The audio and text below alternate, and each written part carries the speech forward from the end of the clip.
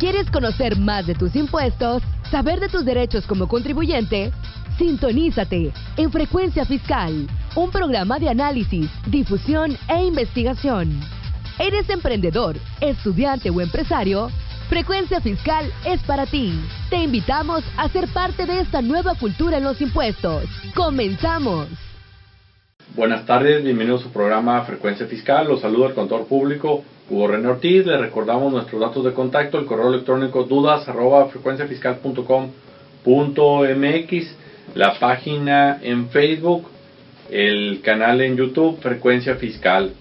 Y bueno, pues estamos transmitiendo este programa que es el primer programa del mes de noviembre, y como tal pues estamos en la recta final del año. Entonces es importante pues tomar las precauciones y las consideraciones que implica un cierre del ejercicio, que es el tema que vamos a hablar el día de hoy.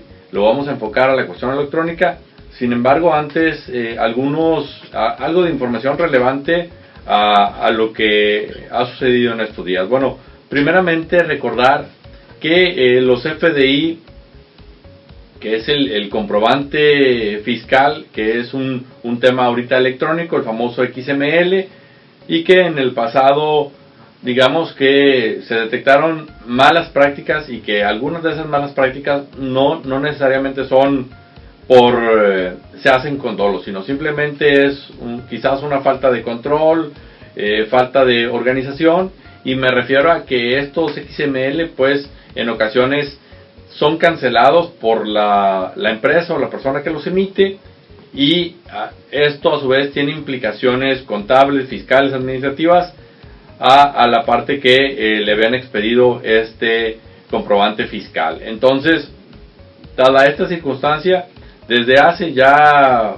pues muchos meses la autoridad había dado a conocer un esquema de cancelación de CFDI, que prácticamente son reglas para ver cómo cancelar los FDI, cuándo se requiere autorización de la contraparte, cuándo no, los tiempos y demás.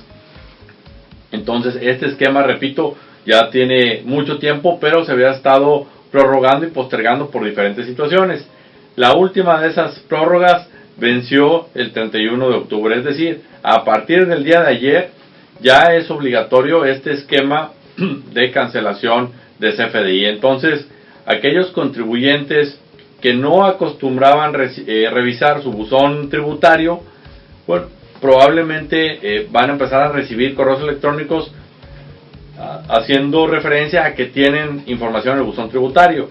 Lo más común puede ser este tema de cancelaciones, ¿no? Que la empresa que solicitó cancelar un XML les está pidiendo autorización.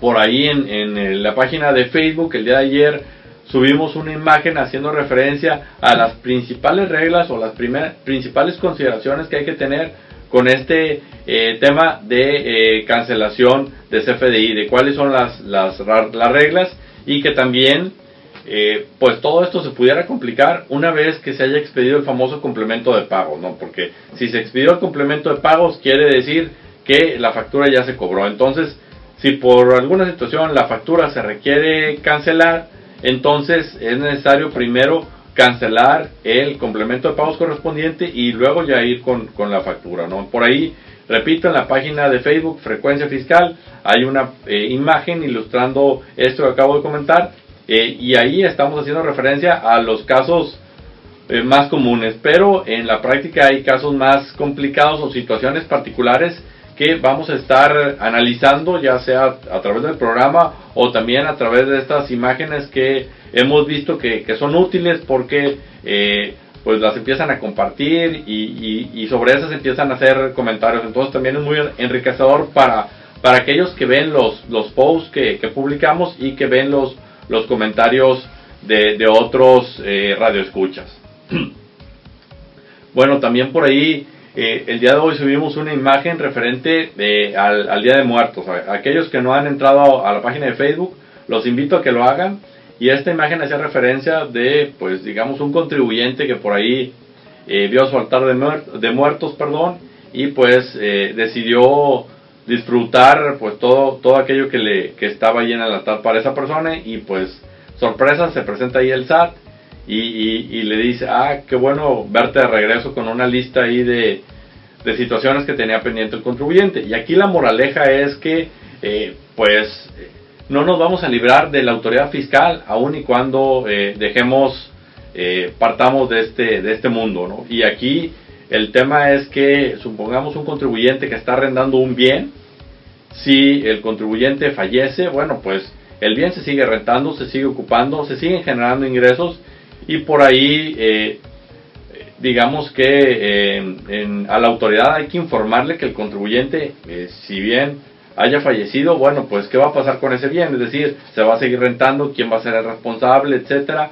Y esto tiene que ver con programas anteriores que veíamos del testamento, de la sucesión, ese tipo de cosas, de avisar a la autoridad que quizás se abre el inicio de la sucesión para definir cómo se van a distribuir esos bienes, pero en ese inter el representante de esa sucesión pues es el que va a cumplir las obligaciones fiscales mientras se define qué va a pasar con esos bienes, y ya que a los nuevos beneficiarios de esos bienes, si van a seguir rentando o van a seguir desarrollando esa actividad, bueno, pues ya cada uno se va a hacer responsable de su actividad fiscal. Pero por lo pronto, repito, mientras el contribuyente que falleció tenga bienes y estos bienes sigan generando ingresos, ese contribuyente tiene que seguir pagando impuestos. Entonces, por eso esa imagen que subimos no está nada alejada de la realidad, y es importante que planeemos bien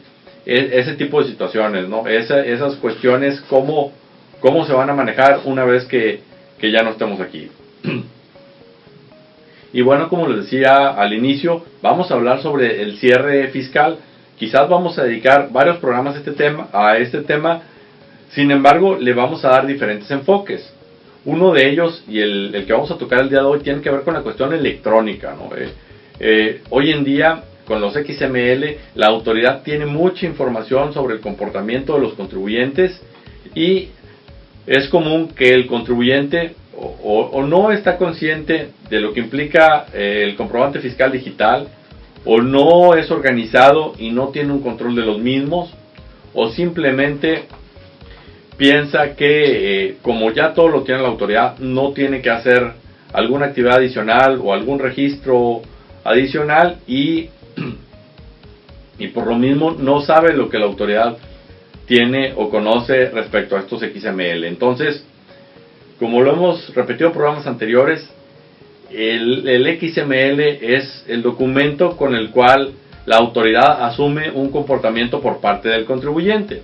Entonces, los XML van a hablar por ti. Por eso es importante tener un control de ellos, saber cómo funcionan, saber cuál es su estatus, y es de lo que vamos a hablar el día de hoy. Primeramente vamos a hablar de, digamos, consideraciones generales de los FDI, de los XML, y que esto aplica tanto a los XML que se relacionan con ingresos como a los XML que se relacionan con las nóminas. Entonces, son cuestiones generales. Y también hay que tener en cuenta que voy a mencionar algunos errores que sucedían al principio cuando empezamos con los FDI, los XML, que hoy en día suceden cada vez menos, pero todavía se presentan, porque algunos de esos errores se eliminaron con los candados que incluyó la autoridad con este esquema del 3.3, pero repito, algunos de ellos todavía se siguen presentando, y también por la cuestión de que sabemos que trabajar con comprobantes electrónicos pues requirió un proceso de entrenamiento, un proceso de adaptación, y que conforme ha ido esta adaptación, ha ido esta educación, pues se vuelven más transparentes. Bueno, el primer error o el primer detalle que es importante resaltar es el tipo de documento, ¿no? Hay varios tipos, uno de ellos es el comprobante de ingreso, otro es el comprobante de egreso, y aquí la relevancia es que, por ejemplo, las facturas que tú emites a tus clientes, es un comprobante de ingreso. Pero si tú llegaras a emitir una nota de crédito a esos mismos clientes, bueno, ahí ya el tipo de documento es egreso, no es ingreso. Y esto es muy importante tenerlo claro y tenerlo presente, ya que si por error tú lo emites como un comprobante de tipo ingreso, entonces la autoridad va a considerar que es un ingreso y a la hora de tu declaración anual o a la hora de tus pagos provisionales, ahí te puede causar una discrepancia con lo que tiene la autoridad, porque esas notas de crédito, repito, las va a considerar como ingreso y por lo tanto va a tener un monto mayor de ingresos. Y esto es una situación real. Hoy en día la autoridad está revisando los comportamientos de los contribuyentes y lo revisa partiendo de los XML, partiendo de las declaraciones presentadas, y de esa información o de ese análisis en ocasiones cita a los contribuyentes porque detecta discrepancias en la información. Entonces cita al contribuyente, le presenta la información, a veces presenta gráficas de cómo se comportaron los ingresos, de cómo se comportaron los pagos de impuestos, las retenciones, etcétera. Y una vez que le muestra la información, pues empieza a hacer preguntas. Oye, ¿qué pasó aquí? Traigo esta discrepancia, esto no me cuadra, por favor analízalo. Y el contribuyente lo que tiene que hacer es analizarlo, y en caso de que encuentre algún error y que sea correcta esa discrepancia que la autoridad detectó, entonces pues corregir su situación fiscal, presentar las declaraciones pertinentes, y en caso de que no sea así, bueno, es presentar los elementos para aclarar esa inconsistencia que detectó la autoridad, ¿no? Y repito, a veces esas inconsistencias se pueden deber a estas pequeñas precisiones de los tipos de comprobante. También otro de los tipos de comprobante es, bueno, más bien, un comprobante de ingresos, decíamos, son las notas de crédito. Otro comprobante de ingresos son los recibos de nómina. Otro de los errores comunes que se presentan, que repito, esto ya no es tan común, pero en ocasiones todavía sigue sucediendo, son errores en la moneda, ¿no? Que a lo mejor yo estoy facturando 100,000 pesos, pero por error el XML aparece que la moneda es dólares. Entonces, a la hora que la autoridad lo revise, pues la autoridad está partiendo del supuesto que son dólares. Y eso trae muchas implicaciones, ¿no? Tocó esto al inicio, que el PDF, la representación impresa del CFDI, decía 100,000 pesos, pero a la hora de ver el XML, te encontrabas con que la moneda era dólares. Entonces, mucho cuidado con esto. Repito, quizás hay sistemas que ya tienen los candados necesarios para evitar esta situación, pero no está de más echarle un ojo, darle una revisada de manera aleatoria a nuestras operaciones para tener la tranquilidad y la seguridad que no estamos cometiendo algunos de estos errores o situaciones. Otro punto importante es el uso de los campos del CFDI. El CFDI como tal tiene diferentes campos, y hablo campos para llamarlo de una forma coloquial. Si usamos terminología de sistemas y la terminología que se utiliza en la estructura o en los documentos que la autoridad proporciona para que la gente de sistemas pueda armar este XML, bueno, esto tiene una terminología diferente, pero ahorita para efectos de este programa vamos a llamarle campos, y esos campos puede ser el concepto, puede ser la moneda, puede ser los impuestos, puede ser descuentos, etcétera, ¿no? Entonces, aquí el punto es que hemos visto comprobantes donde estos campos se utilizan de forma incorrecta.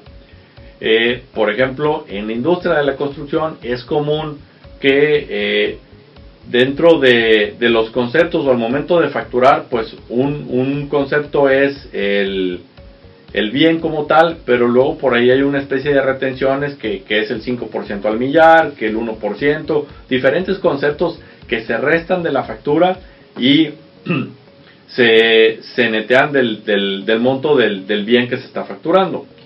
Anteriormente con el 3.2, pues digamos que no había problema con estos conceptos porque el 3.2 aceptaba montos negativos. Hoy en día el 3.3, recordemos, no acepta montos negativos, únicamente cantidades positivas. Entonces, para efectos de reflejar estos cargos, por decirlo así, que se llaman el 1% al millar, el 5%, son diferentes.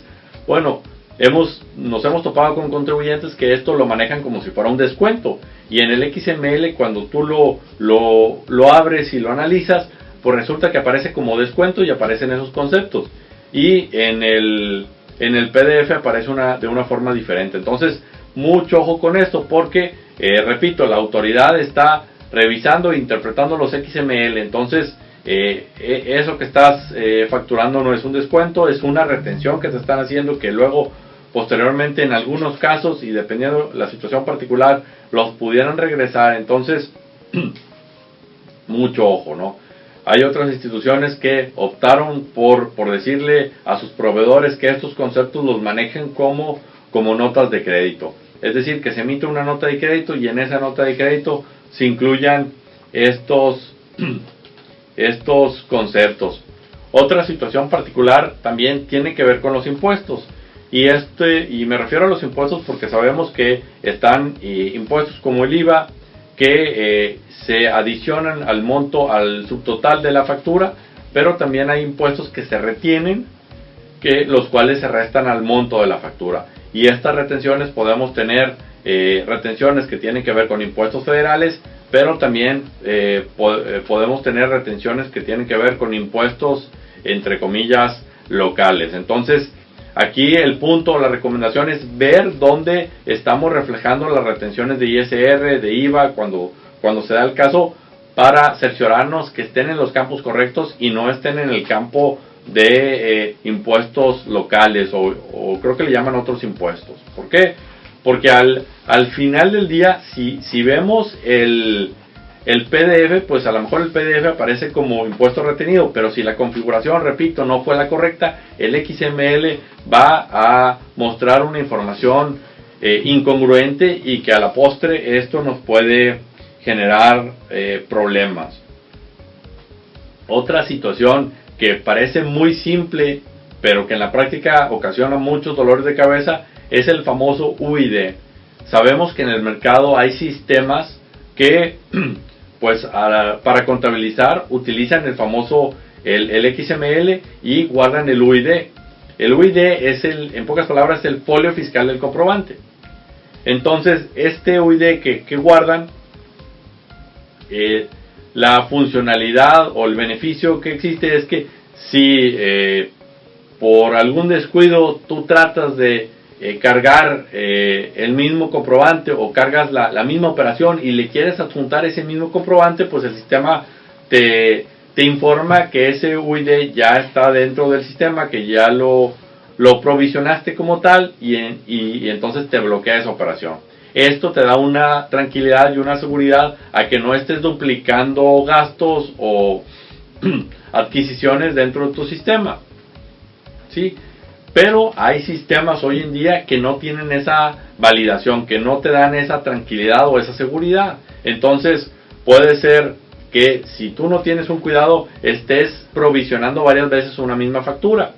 Y aquí la revisión habría que hacerla a la antigüita. Y a la antigüita me refiero a revisar tu auxiliar contable y ser muy disciplinado en cómo capturaste la información. Es decir, que hayas puesto el número de factura, que hayas puesto el concepto, ciertas cosas que te permitan distinguir una factura de otra.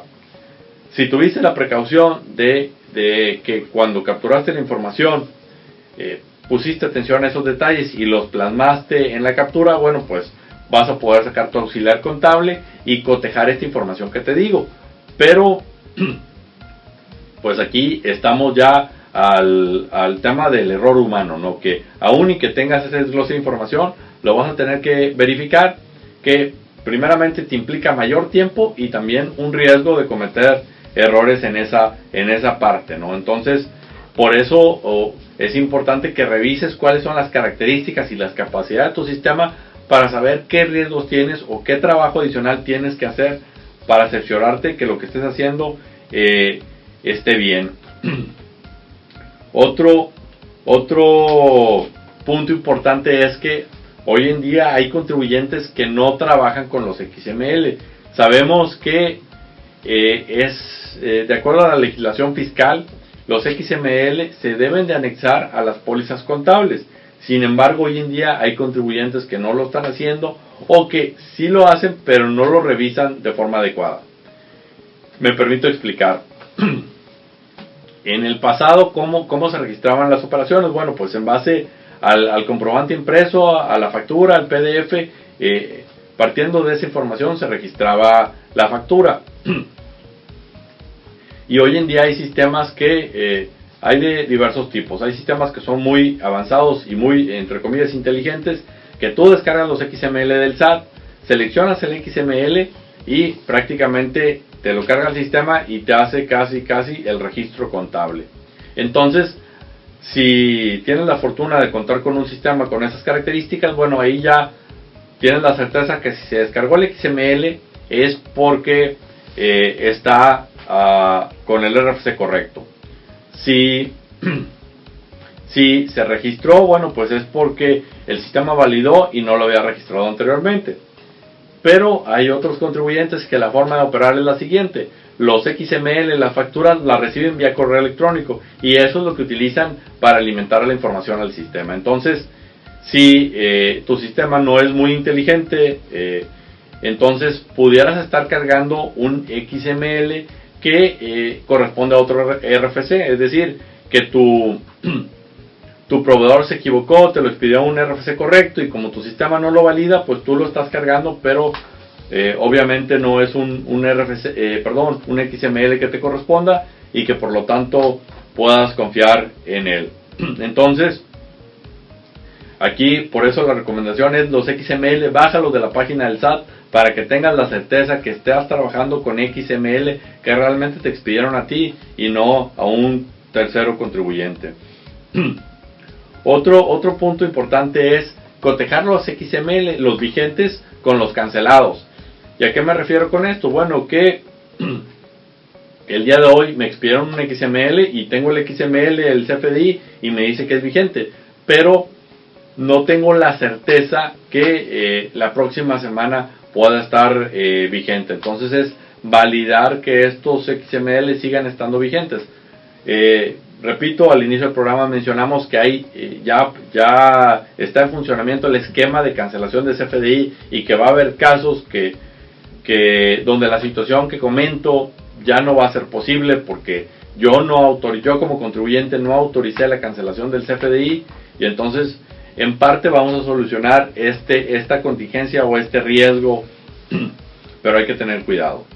Otra situación también que de repente se presenta en la práctica es que se sustituyen estos XML, ¿no? Pudiera ser que a lo mejor tú compraste, por ejemplo, una bolsa y resulta que hay un error en la descripción de la bolsa y esto le afecta a la empresa o a la tienda donde lo compraste porque para temas de inventario a lo mejor le dieron salida a una bolsa diferente a la que tú te llevaste o alguna cuestión de ese tipo. Entonces ellos lo que hacen es cancelan la factura que te dieron y emiten una factura con el artículo correcto para que les cuadre su inventario, sistema y demás. Bueno, el problema ya te lo trasladaron a ti porque si se dio esta cancelación aún pasando todas estas reglas que, repito, están ahí en la página de Facebook, bueno, tú vas a tener en tu contabilidad un XML que está cancelado, que ya no vale, y el que sí vale no lo vas a tener en tu contabilidad. Entonces, si la autoridad te llegara a pedir tu auxiliar, bueno, pues va a haber un UID de un comprobante que al revisar en su base de datos va a aparecer como cancelado. Entonces, repito, mucho ojo con esto.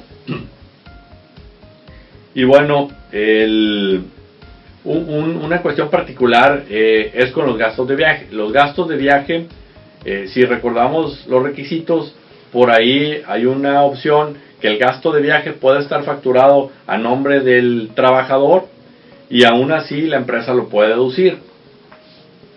Aquí el tema importante es que nos hemos topado en la práctica que sí, el gasto de viaje, la renta del vehículo, por ejemplo, está a nombre del empleado, pero el problema es que el RFC no corresponde al del empleado, el RFC corresponde al de público en general. Entonces, aquí pues ya nos metemos a problemas de criterios y demás, porque pues el comprobante fiscal de la renta del carro pues está a nombre del empleado, pero el RFC es de público en general. Entonces, por eso es importante que si vamos a optar por esa alternativa, o si las personas que colaboran con nosotros y que están realizando gastos de viaje optan por poner el comprobante a su nombre, que validen que el RFC sea el de ellos, ya que de lo contrario, repito, puede haber problemas.